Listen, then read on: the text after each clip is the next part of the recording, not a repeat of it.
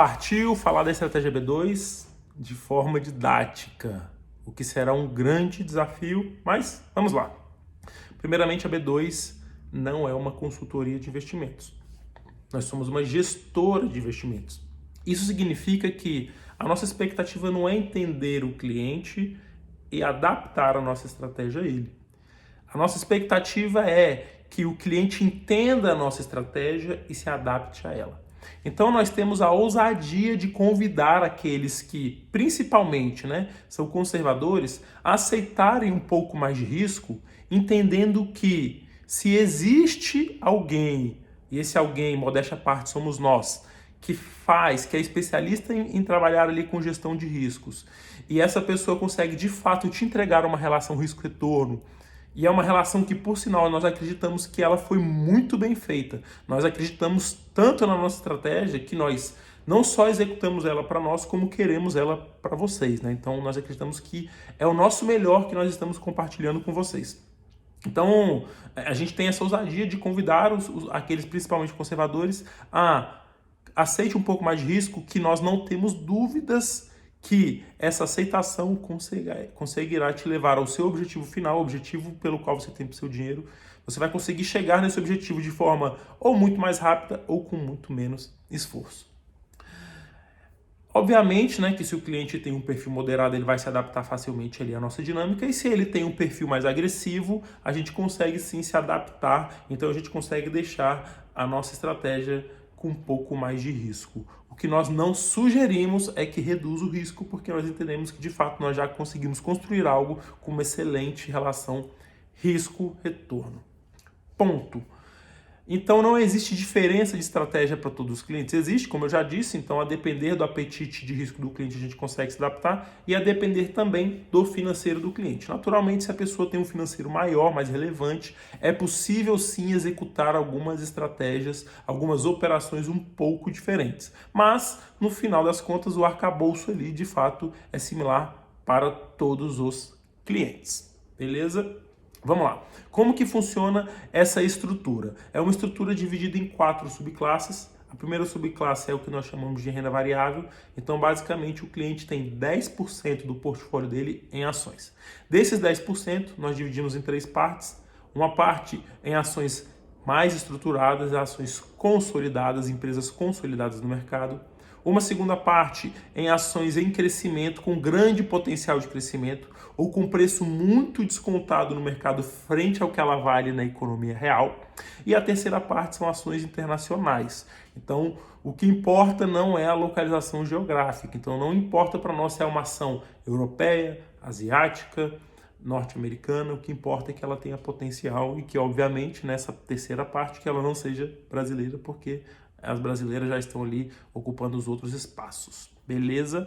Segunda classe de ativos é a classe de hedge, é o que nós chamamos de proteção de seguro. O objetivo dessa parte não é dar dinheiro, mas é dar proteção ao seu portfólio em momentos adversos do mercado. Hoje, os ativos que compõem essa classe, ouro e dólar.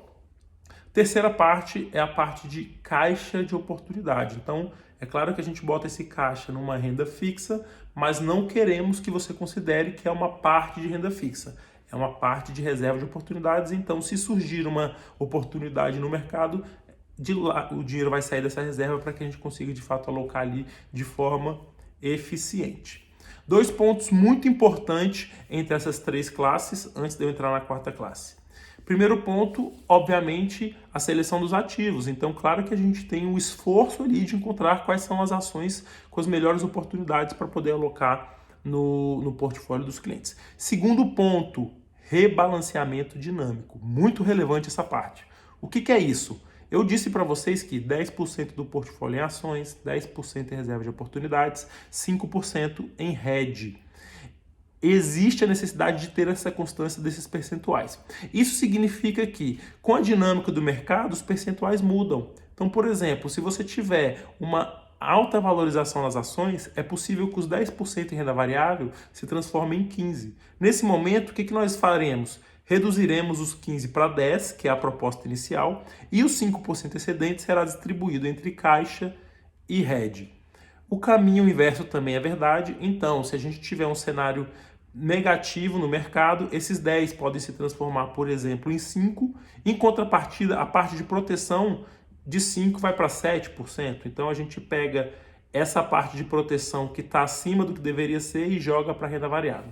Então, constantemente nós estamos reavaliando essas posições. Esse trabalho deve ser feito de forma com recorrência e com muito cuidado, porque nós fizemos um estudo e percebemos que o trabalho de rebalanceamento dinâmico no longo prazo, e aí quando eu falo longo prazo, ele no período de 10 anos, ele pode te entregar até 30% de eficiência. Então, de fato, não é só sobre escolher os ativos, mas de fato como que eles serão ali mantidos dentro do seu portfólio. Ponto. Vamos ali para a quarta parte, que é a parte mais importante, a parte mais relevante e a parte mais complexa, que é multi-estratégia. A gente está falando de 75% do seu portfólio. Pedro, por que a gente coloca um valor tão relevante nessa parte? Porque, como o nome mesmo já diz, multi-estratégia, são diversas estratégias.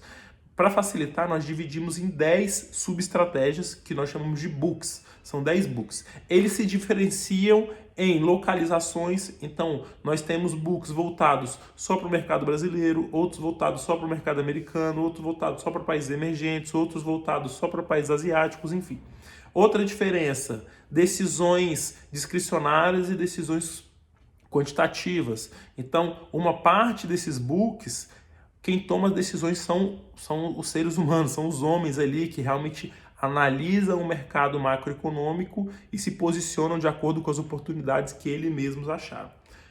Uma outra parte não é decisões discricionárias, são decisões quantitativas. Então nós temos modelos, nós temos os critérios pré-definidos e uma vez que esses critérios são acionados, as posições também são ali alocadas. Então, de fato, são robôs que tomam as decisões, obviamente com pré-definições de homens, mas de fato as execuções elas são não feitas por homens, mas de forma quantitativa, de forma robótica. E é obviamente que existe uma metodologia para definir quais são os critérios, tem ali estatística, tem bastante matemática envolvida neste meio, tá? É na parte de multi-estratégia que, por sinal, é a parte onde existe a maior diversificação e é a parte mais dinâmica, tá? Que a gente consegue, ou que a gente busca entregar resultados dependente do cenário econômico. Então, eu vou dar alguns exemplos de ativos que temos ali dentro. A nossa tese de urânio está dentro de multi-estratégia. A nossa tese de crédito de carbono está dentro de multi-estratégia. A nossa tese de criptomoedas está dentro de multi-estratégia. Aí, por exemplo, criptomoedas. As criptomoedas já representaram 1%, já representaram 2%, já representaram 3% do portfólio. O aumento ou a redução das posições em criptomoedas ou em qualquer outros ativos vai depender das ideias que nós estamos enxergando para aqueles ativos ali. Então, de fato, é uma coisa muito dinâmica. Antes de entrar na parte da multi-estratégia, que é a quarta classe, eu falei que a gente tinha 10% em ação. Só que a gente pode aumentar a nossa posição em ação, por exemplo, se nós entendermos que o cenário está muito positivo, que é exatamente o que a gente está vivendo agora. Então, apesar de nós termos 10% lá em ações, fora da classe de multi-estratégia, dentro de multi-estratégia nós temos mais 20% hoje aproximadamente em ações, porque nós estamos otimistas com o mercado, com a bolsa de valores. Se nós não estivermos otimistas, mais pessimistas, naturalmente nós podemos colocar uma posição apostando na queda das ações brasileiras. Então, de fato, é algo muito, muito dinâmico, tá? Pedro, a parte de renda fixa fica onde? A parte de renda fixa, quando convém, fica dentro de multi-estratégia. Então, por exemplo, a gente tinha um cenário de juros brasileiro ali em 2016 em 14%, e esses juros foi caindo. Era nítido que existia a necessidade dos juros cair. Então, naquele momento, a gente posicionou em ativos de renda fixa que se aproveitariam da queda de juros, que são os ativos pré-fixados. Quando, de fato, nós entendemos que a queda chegou ao seu limite máximo, nós nos desfazemos de todas as posições de renda fixa, até voltarmos a entender que existiria um outro movimento de alta. Nesse momento a gente começa a se posicionar na renda fixa, mas não com ativos pré-fixados, mas com ativos pós-fixados, atrelados ali especificamente ao Selic ou CDI. Então eu estou querendo mostrar para vocês que existe uma dinâmica e uma diversificação muito, grande. Então, infelizmente, o vídeo não me permite tempo suficiente para eu entrar no nível de detalhe e de complexidade que a parte de multi-estratégia consegue entregar para vocês. Beleza?